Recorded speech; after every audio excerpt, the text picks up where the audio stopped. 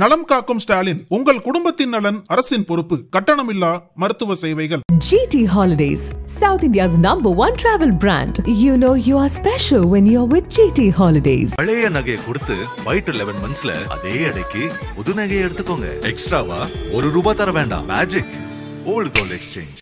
GK மூப்பனாருக்கு அவர் பிரதமராக வர வாய்ப்பு இருந்த சமயத்தில் அந்த வாய்ப்பை தடுத்தது திமுக தான். இது தமிழர்களுக்கு நடந்த மிகப்பெரிய துரோகம் அப்படின்ற குற்றச்சாட்டை இன்னைக்கு நிர்மலா சீதாராமன் எழுப்பியிருக்காங்க. இந்த குற்றச்சாட்டின் பின்னணி குறித்தும் GK மூப்பனாருக்கு வழங்கப்பட்ட வாய்ப்பை உண்மையிலேயே திமுக தான் தடுத்ததா அப்படின்ட்டு பல கருத்துக்களும் நிலவிட்டிருக்கு. அந்த கருத்துக்கள் குறித்தும், அது மட்டும் இல்லாமல் இன்னைக்கு தமிழக அரசியல் விவாதங்களில் தமிழகம் முழுக்கவே பேசு பொருளாக இருக்கக்கூடிய சில முக்கியமான அரசியல் காட்சிகள் குறித்தும் இந்த நிகழ்ச்சியில் நம்ம பார்க்கலாம். Welcome to sensation.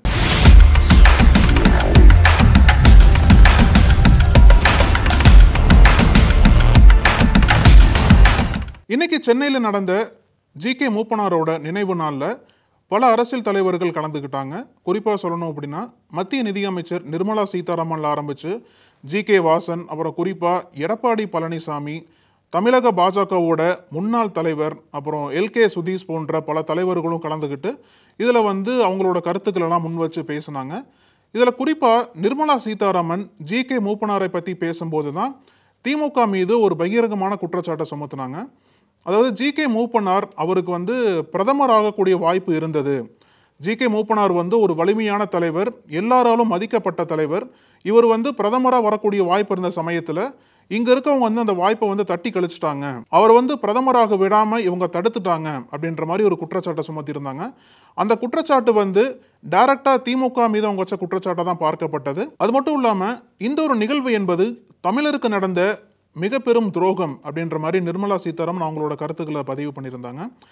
இந்த நிகழ்வுகளெல்லாம் பார்க்கும்போது உண்மையிலேயே GK மூப்பனார் பிரதமராகக்கூடிய வாய்ப்பை எப்படி அவருக்கு அந்த வாய்ப்பு கிடைத்துமே அவரால் பிரதமர் ஆக முடியல, அந்த காலகட்டத்தில் என்ன நடந்தது அப்படின்னு சொல்லிட்டு இப்போ பல அரசியல் ஆய்வாளர்கள்லாம் கருத்து சொல்லிட்டு வராங்க. குறிப்பாக சொல்லணும் அப்படின்னா 1996-97 காலகட்டத்தில் அப்போ பிரதமராக இருந்த தேவகவுடா ஆட்சிக்கு எதிராக பல கட்சிக்காரங்க அவங்களுக்கு எதிராக செயல்பட ஆரம்பித்தாங்க. தேவகவுடாவை பிரதமர் பதவியிலிருந்து நீக்கணும் அப்படின்னு சொல்லிட்டு பல கோஷங்கள்லாம் அப்போ எழுந்தது. அப்போ குறிப்பாக இந்த கூட்டணி கட்சிகள் திமுக, குறிப்பாக சொல்லணும் அப்படின்னா தமிழ் மாநில காங்கிரஸ் 1996ஆம் ஆண்டு நிறுவப்பட்டுருச்சு. காங்கிரஸிலிருந்து பிரிந்து வந்த GK மூப்பனார் தமிழ் மாநில காங்கிரஸ் அப்படின்ற கட்சியை 1996ஆம் ஆண்டு தமிழ்நாட்டில் நிறுவனார். அந்த கட்சி திமுக போன்ற பல கட்சிகள் எல்லாம் கூட்டணியில் இருந்தது. இந்த கட்சிகள் எல்லாம் சேர்ந்து தான் அப்போ மத்தியில் ஆட்சியில் இருந்த தேவகவுடாவை நீக்கணும்னு சொல்லிட்டு ஒரு அழுத்தம் கொடுத்தாங்க. சரி, தேவகவுடாவுக்கு பதிலாக யார் பிரதமராக வரணும் அப்படின்ற ஒரு போட்டியில் நிறைய பேர் இந்த போட்டியில் அடிபட்டாங்க. குறிப்பாக சொல்லணும் அப்படின்னா அந்த ஒரு போட்டியில் தான் GK மூப்பனாரும் அடிபட்டார். அப்போ அவர் காங்கிரஸ் கட்சியில் இல்லை. இங்கே தமிழ் மாநில காங்கிரஸ் கட்சியை ஒரு பக்கம் ஆரம்பித்தாலும் காங்கிரஸ் கட்சியை சேர்ந்த பல தலைவர்கள்லாம் GK மூப்பனாருக்கு ஆதரவாக நின்னாங்க. அதே சமயம் காங்கிரஸ் கட்சியில சேர்ந்த ஒரு குறிப்பிட்ட தலைவர்கள் GK மூப்பனாரை ஆதரிக்காமல் எதிராக நின்னாங்க. ஸோ காங்கிரஸ் கட்சிக்குள்ளேயே ஒரு ஒருமித்த கருத்து ஏற்படலை. GK மூப்பனார் தான் நம்ம பிரதமராக கொண்டு வரணும் அப்படின்ற கருத்து காங்கிரஸ் கட்சிக்குள்ளேயே ஏற்படலை. காங்கிரஸ் கட்சிக்குள்ள ஒன்னாவது கண்டெண்டர்ஸாக GK மூப்பனார் இருந்தாலும் அவர் டாப் லெவலில் அந்த போட்டியில் இல்லை. அதனால் காங்கிரஸ் கட்சிக்குள்ளேயே அந்த அளவுக்கு கருத்தொற்றுமை இல்லாத பட்சத்தில் அவரால் பிரதமராக வர முடியல.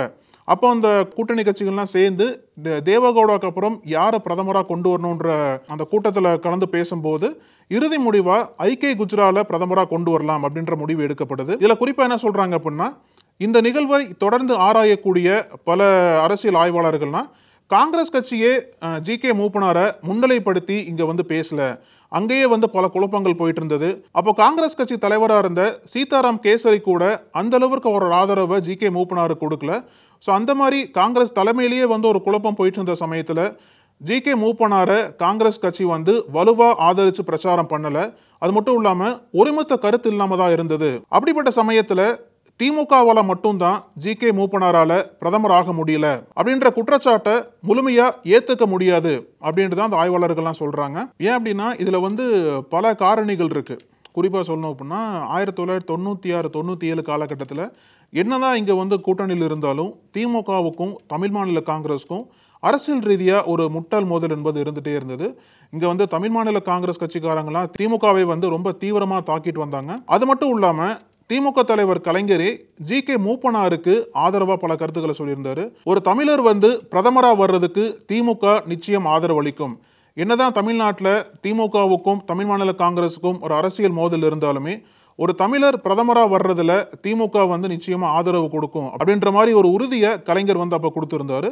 ஆனா அதையும் தாண்டி திமுக ஒரு பக்கம் ஜி.கே. மூப்பனாருக்கு ஆதரவு கொடுக்கும்னு சொல்லிட்டு கலைஞர் சொன்னாலும் அது காங்கிரஸ் கட்சிக்குள்ளேயும் மற்ற கூட்டணி கட்சிகளுக்குள்ளேயும் எந்த அளவிற்கு அது வந்து பார்க்கப்பட்டது, அவங்களோட ஆதரவு வந்து பெருவாரியா அங்க இருந்ததா அப்படின்னு கேட்டா அங்க ஒரு கேள்விக்குறி தான். ஏன்னா எல்லா கட்சிகளும் ஜி.கே. மூப்பனாரை ஒருமித்தமா ஆதரவு கொடுக்கல. அதன் காரணமாக தான் அவரால் பிரதமரா வர முடியலன்னு ஒரு பக்கம் சொன்னாலும் இன்னும் பல காரணிகள்லாம் சொல்றாங்க. அதுல குறிப்பா ஜி.கே. மூப்பனாருக்கே அந்த பிரதமர் பதவி மீது ஆசை இல்லை, அந்த பிரதமர் ஆகிறதுக்கு வாய்ப்புகள் இருந்தாலும் அவர் வந்து அந்த பதவிக்கு ஆசைப்படலை. ஏன்னா 1996 தான் அவர் வந்து ஒரு மாநில கட்சியை உருவாக்கினாரு. அதனால வந்து மாநில அரசியல்ல அவர் வந்து அதிகமாக கவனம் செலுத்த போறதால அவருக்கு வந்து தேசிய அரசியல்ல வந்து அந்த அளவுக்கு பெருசா நாட்டம் இல்லை, மாநில அரசியலை கவனம் செலுத்தலாம் அப்படின்ற நோக்கத்தோட தான் பிரதமர் பதவி வந்து அவர் பெருசா ஏத்துக்கல. அது மட்டும் இல்லாம காங்கிரஸ் கட்சி ஒரு பக்கம் ஜி.கே. மூப்பனாருக்கு வலுவான ஆதரவு கொடுக்காவிட்டாலும் ஜி.கே. மூப்பனார் வந்து யார்கிட்டையும் போய் ஆதரவு கேட்கல. இன்னும் சொல்ல போனா திமுக தலைவராக இருந்த கலைஞர்கிட்டயே வந்து ஜி.கே. மூப்பனார் வந்து ஆதரவு கேட்கல அப்படின்ற மாதிரி பல நிகழ்வுகள் அந்த காலகட்டத்தில் நடந்ததா இப்போ வந்து ஆய்வாளர்கள்லாம் சொல்லி காட்டுறாங்க. ஸோ இதெல்லாம் வச்சு பார்க்கும்போது ஜி.கே. மூப்பனாருக்கு வந்த பிரதமர் வாய்ப்பு திமுகவால் மட்டும் பறி போகல. இதுல வந்து பல காரணங்கள் இருக்கு. ஆனா நிர்மலா சீதாராமன் வந்து திமுக தான் ஜி.கே. மூப்பனாரை பிரதமர் பதவிக்கு வராம தடுத்தாங்க அப்படின்ற குற்றச்சாட்டு வந்து ஒரு அரசியல் குற்றச்சாட்டு தானே தவிர அதுல வந்து முழுமையான உண்மை இல்லை அப்படின்ற மாதிரி இப்போ வந்து பல கருத்துக்கள்லாம் வெளியில வருது. இது ஒரு பக்கம் இருந்தாலும் இன்னொரு பக்கம் இங்க இருக்கக்கூடிய தமிழக கட்சிகள்லாம் பாஜகவை நோக்கி என்ன கேள்வி கேட்கறாங்க அப்படின்னா, ஒரு பக்கம் நீங்க வந்து தொடர்ந்து தமிழர் மீது தமிழ்நாட்டில் வந்து தமிழர் மீது பாசம் இருக்கிற மாதிரி பாஜக காட்டினாலும் இந்தியா முழுக்கவே பல பாஜக தலைவர்கள் தமிழர்களுக்கு எதிராக செயல்படுறதா சமீப ஆண்டுகளாக பார்க்க முடியுது. இப்போ தமிழ்நாட்டுக்கு வரும்போது அமித்ஷாவில் ஆரம்பிச்சு நிர்மலா சீதாராமன் வரைக்கும் எல்லாருமே தமிழர்களுக்கு ஆதரவாக இருக்க மாதிரி பிரச்சாரம் பண்றாங்க. குறிப்பா சொல்லணும் அப்படின்னா இதுக்கு முன்னாடி அமித்ஷா வந்து ஒரு குற்றச்சாட்டு வச்சிருந்தாரு. காமராஜர்ல ஆரம்பிச்சு ஜி.கே. மூப்பனார் வரைக்கும் எந்த தமிழர்களையும் பிரதமராக விடாம திமுக தான் பாத்துக்கிட்டாங்க அப்படின்ற மாதிரி குற்றச்சாட்டை வச்சிருந்தாரு. அது மட்டும் இல்லாம இப்போ துணை குடியரசுத் தலைவர் தேர்தலில் கூட பாஜக கூட்டணி ஒரு தமிழரான சி.பி. ராதாகிருஷ்ணன் நிறுத்தியிருக்காங்க. சி.பி. ராதாகிருஷ்ணனுக்கு ஒருவேளை திமுக கூட்டணி எதிராக வாக்களிச்சது அப்படின்னா திமுக வந்து தமிழர்களுக்கு எதிரானவர்கள் அப்படின்ற பிரச்சாரத்தையும் பாஜக வந்து இப்போ செட் பண்ணிட்டு இருக்காங்க. ஆனா இதுக்கு முன்னாடி பல பாஜக தலைவர்கள் தமிழர்களை ரொம்ப தரக்குறைவா விமர்சனம் பண்ணி எல்லா மேடைகளும் பேசியிருக்கிறத நம்மளால பார்க்க முடியுது. குறிப்பா சொல்லணும் அப்படின்னா பாஜக அமைச்சர் தர்மேந்திர பிரதான் பார்லமெண்ட்லயே தமிழர்கள் நாகரிகமற்றவர்கள் அப்படின்ற ஒரு கருத்தை வந்து பதிவு பண்ணாரு. அப்போ வந்து பாஜக அமைச்சர்கள் நிர்மலா சீதாராமன் கூட அப்போ வந்து எந்த அளவுக்கு எதிர்ப்பு தெரிவிச்சாங்கன்னு தெரியல. அதையும் தாண்டி ஒடிசா சட்டமன்ற தேர்தல் அப்போ அங்க நடந்த பிரச்சார கூட்டத்தில் பிரதமர் மோடியில் ஆரம்பிச்சு அமித்ஷா வரைக்கும் பல பாஜக தலைவர்கள்லாம் அப்போ ஒடிசா சிஎம்மா இருந்த நவீன் பட்நாயக்கு ஆதரவா இருந்த வி.கே. பாண்டியன் எனும் தமிழரை திருடர் என சித்தரிச்சு அவங்க வந்து தமிழர்கள் எல்லாமே திருடர்கள் தான் அப்படின்ற போர்வையில் பிரச்சாரம் பண்ணாங்க. அது மட்டும் இல்லாமல் கர்நாடகத்தை சேர்ந்த பாஜக அமைச்சர் சோபா அப்படின்றவங்க தமிழ்நாட்டிலிருந்து இங்கே வந்து குண்டு வைக்கிறாங்க, வெடிகுண்டு வைக்கிறாங்க அப்படின்னு சொல்லிட்டு ஒரு குற்றச்சாட்டெல்லாம் சுமத்தி இருந்தாங்க. இதெல்லாம் பார்க்கும்போது பாஜக அமைச்சர்கள் எப்படிலாம் தமிழர்களை அவதூறாக பேசுகிறாங்க, அதுக்கு நிர்மலா சீதாராமன் என்ன பதில் சொல்ல போகிறாங்க, தமிழ்நாட்டுக்கு வந்தால் மட்டும் பாஜக தலைவர்கள்லாம் தமிழர்களுக்கு ஆதரவாக பேசிட்டு இருக்காங்க, மற்ற மாநிலங்களில் தமிழர்களுக்கு எதிராக தொடர்ந்து அவதூறு பரப்பிட்டு இருக்கிறாங்க அப்படின்ற குற்றச்சாட்டை வந்து இங்க இருக்கக்கூடிய கட்சிகள்லாம் பலமா எழுப்ப ஆரம்பிச்சிருக்காங்க. இதற்கு பாஜக தலைவர்கள் எப்படி எல்லாம் ரியாக்ட் பண்ண போறாங்க அப்படின்னு ஒரு பக்கம் எதிர்பார்ப்போடு இருந்தாலும் இன்னொரு பக்கம் ஒரு மிக முக்கியமான அரசியல் காட்சி, ஒரு மிக முக்கியமான அரசியல் சந்திப்பு என்பது இன்னைக்கு நடந்த அந்த அரசியல் சந்திப்பு என்பது தமிழகம் முழுக்கவே பேசு பொருளா மாறி இருக்கு. இதுவரைக்கும் எதிரும் புதிருமா இருந்த இரண்டு தலைவர்கள் இன்னைக்கு அந்த ஜி.கே. மூப்பனாரோட நினைவு நாள்ல வந்து ஒரே மேடையில அருகருகே வந்திருக்காங்க. யாருன்னு கேட்டீங்கன்னா எடப்பாடி பழனிசாமியும் தமிழக பாஜகவோட முன்னாள் தலைவரும் தான். நீண்ட நாட்களாகவே வந்து இவங்க ஒரு வார்த்தை போர்ல ஈடுபட்ட சமயத்துல ரெண்டு பேருமே நெருக்கமா வந்து இன்னைக்கு அந்த ஜி.கே. மூப்பனார் நினைவு நாள்ல மேடையில வந்து ரெண்டு பேருமே சிரிச்சு பேசின நிகழ்வு என்பது கூட்டணி நிர்வாகிகளையும் தாண்டி தொண்டர்களுக்கும் ஒரு நல்ல ஒரு மெசேஜை கொடுத்துருக்குன்னு தான் சொல்லணும். ஏன்னா அதிமுக பாஜக கூட்டணி முறிவுக்கு முக்கியமான காரணமே பாஜகவோட முன்னாள் மாநில தலைவர் தான். அவரோட கருத்துக்கள் தான் இந்த கூட்டணியை முடிவுக்கு கொண்டு வந்ததுன்னு சொல்லணும். ஏன்னா அந்த அளவுக்கு எடப்பாடி பழனிசாமிக்கு எதிராக பல அபாண்டமான குற்றச்சாட்டுகளையும் காட்டமான கருத்துக்களையும் பதிவு பண்ணாரு. இப்போ சமீப நாட்கள் வரைக்கும் அமித்ஷாவோட குரலாக தான் அந்த முன்னாள் பாஜக தலைவர் தமிழ்நாட்டில் ஒழிச்சிட்டு இருந்தாரு. என்ன அப்படின்னா, அடுத்த ஆண்டு நடக்கக்கூடிய தேர்தலில் நிச்சயமா இங்க கூட்டணி ஆட்சி அமையும், பாஜக கூட்டணி ஆட்சி அமையும் அப்படின்ற மாதிரி தொடர்ந்து அவர் பேசிட்டு வந்தாரு. அதற்கு எதிராகவும் எடப்பாடி பழனிசாமி அதிமுக ஆட்சி தான் அமைக்கும்ன்ற மாதிரி பல கருத்துக்களை பல பதிலடிகளை கொடுத்துட்டு இருந்தாரு. அது மட்டும் இல்லாம அமித்ஷா எப்படி எடப்பாடி பழனிசாமியை டீல் பண்ணாரோ அதே மாதிரி தான் தமிழக பாஜகவோட முன்னாள் தலைவரும் டீல் பண்ணிட்டு இருந்தாரு. ஆனா கொஞ்ச நாளைக்கு முன்னாடி அவரோட அந்த நடத்தையில, அவரோட அந்த அரசியல் அந்த பொலிட்டிக்கல் அப்ரோச்ல ஒரு மாற்றம் என்பது வந்தது. என்ன அப்படின்னா, எடப்பாடி பழனிசாமியை நம்ம எல்லாம் சேர்ந்து முதல்வராக்கணும், அதற்காக நம்ம பாடுபடணும் அப்படின்ற மாதிரி ஒரு கருத்து பதிவு பண்ணியிருந்தாரு. அது இது வரைக்கும் அமித்ஷா எடப்பாடி பழனிசாமி பேரையா யூஸ் பண்ணாம தமிழ்நாட்டில் பிரச்சாரம் பண்ணாரு. அதே மாதிரி தான் இவரும் இருந்தாரு. ஆனால் இப்போ திடீர்னு எடப்பாடி பழனிசாமியோட பேரை பயன்படுத்தி அவருக்கு ஆதரவா ஒரு கருத்து சொல்லியிருக்காரு அப்படின்னா, அவங்க ரெண்டு பேருமே கொஞ்சம் நெருங்கி வர ஆரம்பிச்சிட்டாங்க அப்படின்ற மாதிரி தான் எடுத்துக்க முடியுது. அதனோட நீட்சியாக தான், அதனோட வெளிப்பாடாக தான் இன்னைக்கு அவங்க ரெண்டு பேருமே ஒரே மேடைகளை தோன்றி அவங்களுக்குள்ள இருந்த பழைய பகைகள்லாம் மறந்து இரண்டு பேருமே கொஞ்சம் நேரம் அந்த சிரிச்சு பேசி பல கருத்துக்களை பரிமாறிக்கிறதா சொல்லப்பட்டது. இதுக்கு முன்னாடி வரைக்கும் அதிமுக தலைவர்கள் அந்த அளவிற்கு பெருசா தமிழக பாஜக முன்னாள் தலைவர் பெருசா கண்டு கொள்ளாம இருந்தாங்க. எடப்பாடி பழனிசாமி தான் அதிமுகவோட முகமா இருந்தாலும் பாஜகவில் பொறுத்தவரை தமிழ்நாட்டில் நயினா நாகேந்திரன் தான் கட்சியோட முகமா இருந்தாரு. இந்த இரண்டு கட்சிகளுக்கும் இந்த இரண்டு தலைவர்கள் தான் ஒரு பேச்சுவார்த்தை பண்ணிட்டு இருந்த சமயத்தில் தான் முன்னாள் மாநில தலைவர் எந்த விதமான அரசியல் செயல்பாடுகளும் இல்லாமல் தனியாக கொஞ்ச நாள் ஒதுங்கி இருந்தார். இப்போ மீண்டும் மெயின் ஸ்டேஜுக்கு வர ஆரம்பிச்சிருக்காரு.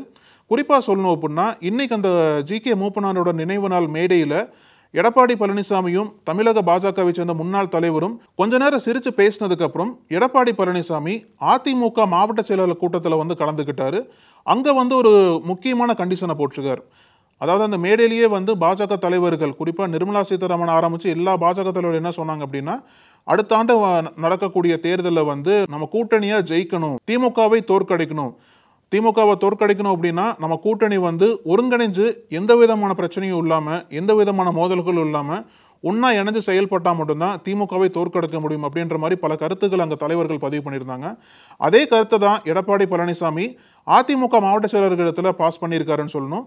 குறிப்பா சொல்லணும் அப்படின்னா, கூட்டணிக்கு பாதிப்பை ஏற்படுத்தும் விதமா எந்த விதமான சர்ச்சையான கருத்துக்களையும் யாரும் பேச வேண்டாம் அப்படின்னு சொல்லிட்டு அதிமுக மூத்த நிர்வாகிகளுக்கு எடப்பாடி பழனிசாமி கண்டிஷன் போட்டிருக்காரு. அதையும் தாண்டி தமிழக பாஜகவோட முன்னாள் தலைவரை யாரும் கண்டிச்சு பேச வேண்டாம், யாருமே அவருக்கு எதிராக வலுவான கருத்துக்களை பகிர வேண்டாம், சர்ச்சையான கருத்துக்களை பகிர வேண்டாம் அப்படின்ற மாதிரி பல கண்டிஷன்களை இன்னைக்கு எடப்பாடி பழனிசாமி அதிமுக மாவட்ட செயலர் கொடுத்துருக்கிறதா இன்னைக்கு நம்ம செய்திகள் வருது. அதுவும் இந்த சந்திப்பு நடந்த கொஞ்ச நேரத்திலேயே எடப்பாடி பழனிசாமி தமிழக பாஜகவோட முன்னாள் தலைவருக்கு இந்த அளவிற்கு ஆதரவா மாறிட்டாரே அப்படின்ற ஒரு ஆச்சரியத்தோட தான் அதிமுக பாஜக கூட்டணி தலைவர்கள்லாம் இதில் பார்த்துட்டு வராங்க. அதையும் தாண்டி ஒரு பக்கம் இரண்டு தலைவர்களோட சந்திப்பு தமிழகத்தோட கவனத்தை ஈர்த்தாலும், இன்னொரு பக்கம் இன்னொரு முக்கியமான ஒரு மனிதர் இந்த மேடையை பகிர்ந்துக்கிட்டாரு. யார் அப்படின்னா, தேமுதிகவை சேர்ந்த எல்.கே. சுதீஷ். இவர் என்ன திடீர்னு இங்க வந்திருக்காரே அப்படின்னு சொல்லிட்டு தான் எல்லாருமே ஆச்சரியப்பட்டாங்க. ஏன்னா தேமுதிகவோட ஸ்டாண்ட் என்பது இது வரைக்கும் கிளியரா இல்லை. அவங்களே சொல்லிட்டாங்க, வரக்கூடிய ஜனவரி மாதம் அந்த கட்சியோட பொதுக்கூட்டத்தில் தான் யாரோட கூட்டணி அப்படின்றத அறிவிப்போம்னு சொல்லிட்டு கட்சியை அறிவிச்சிட்டாங்க. இப்போ பிரேமலதா விஜயகாந்த் அவங்களும் அவங்க கட்சி சார்பாக மாநில ரீதியாக இப்போ சுற்றுப்பயணம் பண்ணிட்டு இருக்கிற சமயத்தில் தான் யார் பக்கம் போகிறதுன்னு சொல்லிட்டு தேமுதிகவும் பாமகவும் குழம்பிட்டு இருக்கிற சமயத்தில் தான் தேமுதிக திமுக பக்கம் வர்றதுக்கு வாய்ப்புகள் அதிகமாக இருக்கு. ஏன்னா சமீபத்தில் சிஎம் ஸ்டாலினை பிரேமலதா பார்த்து பேசியிருந்தாங்க. அது மட்டும் இல்லாமல் தொடர்ந்து அந்த அதிமுக மீது தேமுதிகவுக்கு பயங்கரமான கோபம் இருக்கு. அந்த கோபத்தின் வெளிப்பாடாக தான் அதிமுகவுக்கு எதிராக நம்ம போய் திமுகவில் சேர்ந்தல அப்படின்ற மாதிரி கட்சிக்குள்ள பல பேச்சுகள் அடிபட்டது. ஏன்னா குறிப்பாக சொல்லணும் அப்படின்னா, 2024ஆம் ஆண்டு நடைபெற்ற லோக்சபா தேர்தலில் அதிமுகவும் தேமுதிகவும் கூட்டணி வச்சு தான் தேர்தலை சந்திச்சாங்க. அதுலேயே அதிமுக பல கேரண்டிகளை தேமுதிக கொடுத்ததாகவும், குறிப்பாக சொல்லணும் அப்படின்னா 5 லோக்சபா தேர்தல்கள் மட்டும் இல்லாமல் ஒரு ராஜ்யசபா சீட்டும் தேமுதிகவுக்கு கொடுக்குறோம் அப்படின்னு சொல்லிட்டு தான் அக்ரிமெண்ட் போட்டு கூட்டணி வச்சோம். ஆனால் இப்போ சமீபத்தில் தமிழ்நாட்டில் நடந்த ராஜ்யசபா தேர்தலில் அதிமுக கொடுத்த வாக்குறுதியை மீறிட்டாங்க, எங்களுக்கு ஒரு ராஜ்யசபா சீட் கூட அதிமுக தரல அப்படின்ற பகிரங்கமான குற்றச்சாட்டை தேமுதிகவினர் வந்து வெளிப்படையா பேச ஆரம்பிச்சாங்க. அந்த கேரண்டி எல்லாம் எங்கள்கிட்ட இருக்கு, நாங்க வந்து காட்டுவோம்னு சொல்லிட்டு ஒரு பக்கம் தேமுதிக சொன்னாலும், இன்னொரு பக்கம் அந்த மாதிரி எந்த டீலுமே நாங்க போட்டுக்கலன்ற மாதிரி எடப்பாடி பழனிசாமி இதற்கு முற்றிலுமா மறுப்பு தெரிவிச்சிருந்தாரு. இந்த ஒரு வார்த்தை போர் என்பது இரண்டு கட்சிகளுக்குள்ளேயும் ஒரு மோதல் போக்கை ஏற்படுத்தினது. அதற்கப்புறம் என்னதான் அதிமுக கூட்டணியில தேமுதிக இருக்கிறதா பார்க்கப்பட்டாலும் பெருசா தேமுதிக இந்த கூட்டணியில ஆக்டிவா இல்ல. அதனோட உதாரணம் தான் கொஞ்சம் கொஞ்சமா அதிமுகவுக்கு எதிராக தேமுதிக பேசிட்டு வர்றதும், தேமுதிக தலைவர்கள் திமுக கூட்டணி விரும்புறாங்க அப்படின்ற செய்திகள்லாம் வெளியே வந்தோன்னே சரி திமுக கூட்டணி கூட தான் தேமுதிக சேர போறாங்கன்னு சொல்லிட்டு எதிர்பார்ப்பு இருந்த சமயத்துல தான் இன்னைக்கு இந்த மேடையில தேமுதிகவோட பொருளாளர் எல்கே சுதீஷ் வந்து கலந்துகிட்டாரு. இல்ல குறிப்பா சொல்லணும் அப்படின்னா 2024 நடைபெற்ற லோக்சபா தேர்தலில் என்டிஏ கூட்டணியிலேயே தேமுதிக கிடையாது. என்டிஏ அந்த பாஜக வந்து தனித்து தான் போட்டி போட்டாங்க, அதிமுகவும் தேமுதிகவும் தான் கூட்டணியில் இருந்தாங்க. அப்படிப்பட்ட சமயத்துல எதற்காக கூட்டணியில இல்லாத ஒரு கட்சியை சேர்ந்த பல தலைவர்கள் இருக்கிற மேடையில எல்கே சுதீஷ் கலந்துகிட்டாரு அப்படின்ற பல கேள்விகள் வந்து எழுந்தது. இன்னைக்கு நடந்த அந்த நிகழ்வை தொடர்ந்து எல்கே சுதீஷ் என்ன சொன்னார் அப்படின்னா, ஜி.கே. மூப்பனாருக்கும் விஜயகாந்துக்கும் ஒரு 40 ஆண்டு பழக்கம் இருக்கு, அந்த பழக்கத்தின் காரணமாக தான் இன்னைக்கு வந்து நான் கூட்டத்தில் கலந்துக்கிட்டே ஒழிய எந்த விதமான அரசியல் காரணமும் கிடையாது. நாங்க இந்த கூட்டத்துக்கு வந்ததே ஜி.கே. மூப்பனாருக்காகவும் ஜி.கே. வாசனுக்காக தான், அதையும் தாண்டி வேற எதுவும் அரசியல் கிடையாது. குறிப்பா வந்து எங்க கட்சி அறிவிச்சிருக்கக்கூடிய அந்த ஜனவரி பொதுக்கூட்டத்தில் தான் யாரோட கூட்டணின்னு சொல்லுவோம், எங்களோட கூட்டணியின் தயவோடு தான் அடுத்து யாரா இருந்தாலும் ஆட்சி அமைக்க முடியும்னு சொல்லிட்டு பல கருத்துக்கள் எல்கே சுதீஷ் பதிவு பண்ணியிருந்தாரு. ஸோ அவரோட பிரசன்ஸ் என்பது தேமுதிகவோட கணக்கு எப்படி மாறப்போகுதா அப்படின்ற பல விவாதங்களை ஏற்படுத்தியிருக்குன்னு தான் சொல்லணும்.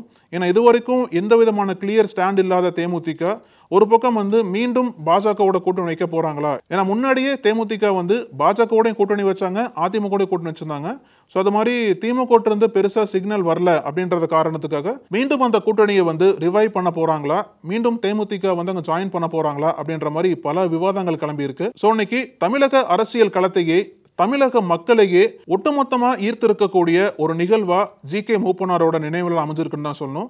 ஏன்னா அந்த அளவிற்கு அங்க பகிரப்பட்ட கருத்துக்கள், கலந்து கொண்ட தலைவர்கள், அங்க பேசப்பட்ட பேச்சுகள், சர்ச்சையான பல கருத்துகள் இப்படின்னு சொல்லிட்டு இன்னைக்கு நடந்த அந்த ஜி.கே. மூப்பனாரோட நினைவு நாள் என்பது தமிழகத்தையும் தாண்டி பல மாநிலங்களில் பேசு பொருளாக மாறி இருக்குன்னு தான் சொல்லணும். இன்னைக்கு தமிழகத்தில் நடந்த இந்த ஒரு மிக முக்கியமான நிகழ்வை பற்றி நம்ம தொடர்ந்து பார்த்தோம். இதே போன்று இன்னும் சில தகவல்களுடன் உங்களை சந்திக்கிறேன். நன்றி.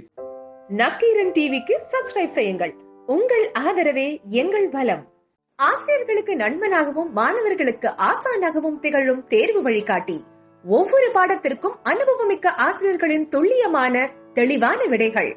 CNC இருக்கு, தேர்வு பயம் எதற்கு? இது தீரன் பப்ளிஷிங் ஹவுஸ் விற்பனை வெளியீடு.